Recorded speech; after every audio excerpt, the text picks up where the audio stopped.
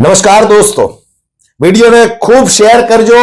હું એક તમને વાત કરવાનો છું, એ ખૂબ સમજવા જેવી વાત છે। મારા ગુજરાતના દરેક ભાઈઓ બહેનો આ વાતને સમજજો તમે। આજે આપણે એક 350 રૂપિયાનું રિચાર્જ મોબાઈલની અંદર કરાવીએ, ત્યાર પછી એક મહિનો નથી ચાલતો, 28 દિવસની અંદર પૂરું થઈ જાય। જ્યારે આપણું મોબાઈલનું રિચાર્જ પૂરું થાય એટલે આપણે તરત મનમાં બોલી ઉઠીએ કે પૂરું થઈ ગયું।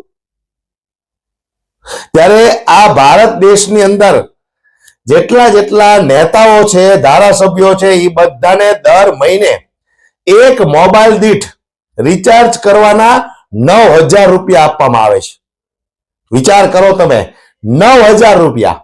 વાતને મારી બરાબર સમજજો તમે।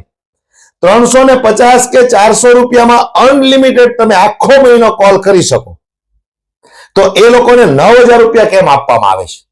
ત્યારે આ વાતને સંસદની અંદર આમ આદમી પાર્ટીના સાંસદ રાઘવ ચડ્ઢાએ આ પ્રશ્ન ઉઠાવ્યો કે ભાઈ આ 9000 રૂપિયા એક નેતા દીઠ, એક ધારાસભ્ય દીઠ 9000 રૂપિયામાં આપવામાં આવે છે, તો આજે 350 કે 400 રૂપિયામાં તો તમે અનલિમિટેડ વાત કરી શકો, તો વધારાના 8600 રૂપિયા કેમ? તો કે ગુજરાતની જનતા અભણ છે, એને ખબર નથી પડતી, એટલે જ તો આવા અભણ અંગૂઠા છાપ નેતાઓ સત્તામાં બેઠા છે। 30 વર્ષથી ગુજરાતની જનતાને લૂંટી લીધી છે। વિચાર કરો દોસ્તો તમે, 9000 રૂપિયા એક મોબાઈલ દીઠ, અને આજે સામાન્ય માણસ, આમ નાગરિક, આમ જનતા 350 રૂપિયાનું રિચાર્જ કરાવવું હોય તો મનમાં એકવાર બોલી ઉઠે છે કે 28 દિવસ પૂરા થઈ ગયા, ઘડીકમાં થઈ ગયા ભાઈ। આમ નામ જિંદગી પૂરી થઈ જવાની તમારી। કમળના બટન દબાવી મોંઘવારી, ભ્રષ્ટાચારની અંદર તમારી જિંદગી પૂરી થઈ જવાની। તમારામાં ક્યારેય સુધારો નહીં થાય। જો તમારી અંદરનો આત્મા તમે નહીં જગાડો ને, તો તમારી અંદર ક્યારેય સુધારો નહીં થાય। માટે હું તો દરેક ગુજરાતની જનતાને કહેવા માંગુ છું કે જાગો। આ અભણ અંગૂઠા છાપ નેતાઓને ક્યાં નોકરી કરવા જાવી? ક્યાં 12 કલાકની નોકરી કરે છે આ લોકો?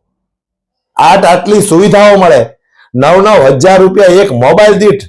વિચાર કરો તમે, ગાંધીનગરની અંદર મહિને 37 રૂપિયા ભાડું, 4 BHK, મહિને 37 રૂપિયા ભાડું। હારા તમે 2 માવા લ્યો ને તો 37 રૂપિયા થઈ જાય। 2 માવાની કિંમતમાં એ લોકો મહિનો રહે। પ્લેનમાં મુસાફરી મફત, ટ્રેનમાં મફત, બસોમાં મફત।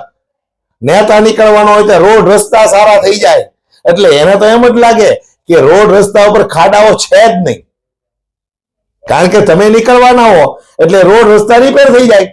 એટલે તમને તો એમ જ લાગે કે મારા બેટો એકદમ પાલેસ મારેલા રોડ છે, આપણે ગુજરાતની અંદર રોડની કઈ કોઈ સમસ્યાઓ છે જ નહીં, કઈ તકલીફ છે જ નહીં। આ વિપક્ષ વાળા ખોટા બરાડા પાડે છે।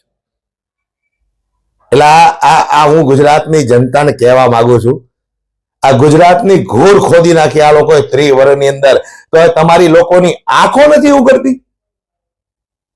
આંખો નથી ઉઘડતી તમારી?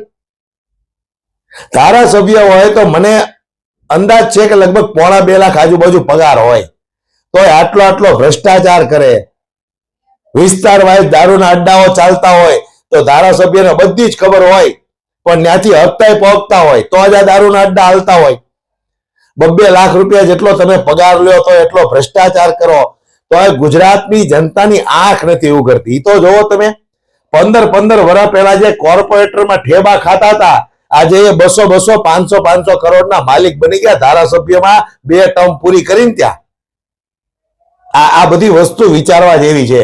એકલી મોબાઈલમાં રીલું જોયા કરોમાં તમે, ક્યાંક થોડુંક મગજમાં ઉતારો તમે કે આપણે જેને વોટ આપ્યા હતા 15 વર્ષ પહેલા એ કાંઈ નહોતો, અને સારું આપણે હજી નાન્યાન છીએ, તો એ તો 200 500 કરોડનો માલિક બની ગયો। એ ક્યાં બીજો ધંધો કરવા જાય? ભ્રષ્ટાચાર કરીને, કટકીઓ કરીને। એટલે જાગૃત બનો ગુજરાતની જનતાને। હું ખાલી એટલું જ કહેવા માંગુ છું કે સારા નેતાઓને પસંદ કરો। આ લોકોએ 30 વર્ષની અંદર ગુજરાતની ઘૂર ખોદી નાખી, અને હવે સત્તામાંથી હટવાનો ડર છે ને, તો મારા બેટાને ગમતું નથી તો ભી પડે। એટલે ગુજરાતની જનતા જો જાગૃત થાય ને, તો જ આવડા ભ્રષ્ટાચારીઓ સત્તામાંથી જાહે। એટલે હું દરેક ગુજરાતના ભાઈઓ બહેનોને વિનંતી કરું છું કે આમ નામ ઢહડા ન કરો. ચૂંટણી ટાણે મગજ વાપરો.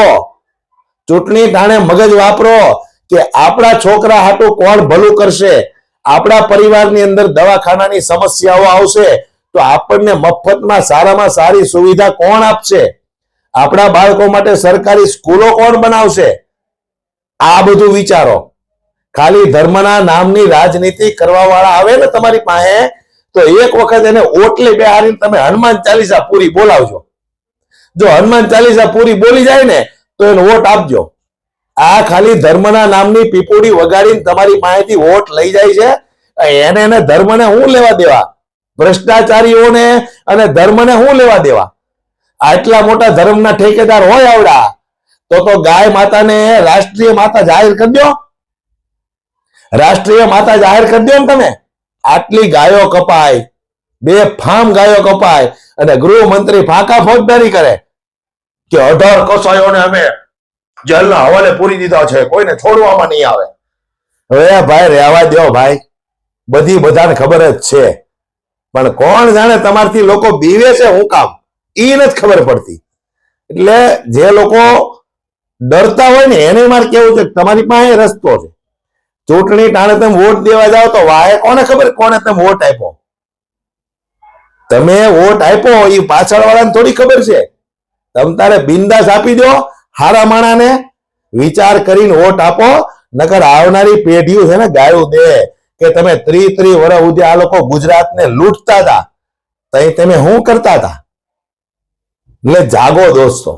વિડીયોને વધુમાં વધુ શેર કરો, દરેક લોકો સુધી પહોંચે, જેથી કરીને દરેક લોકોની આંખ ઉઘડે, એની અંદરનો આત્મા જાગે. જય હિન્દ, જય ભારત.